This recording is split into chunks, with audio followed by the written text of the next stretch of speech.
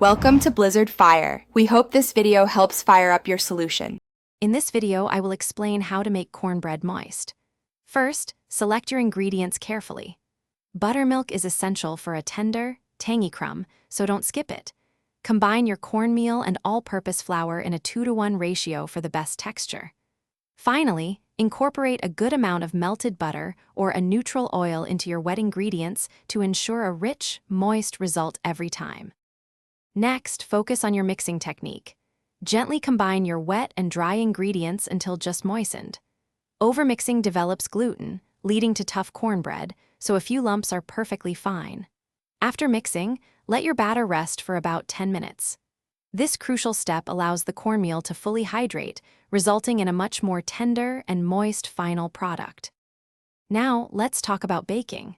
Preheat your oven to 400 degrees Fahrenheit. For that classic crispy crust and moist interior, bake your cornbread in a preheated, well-greased cast iron skillet.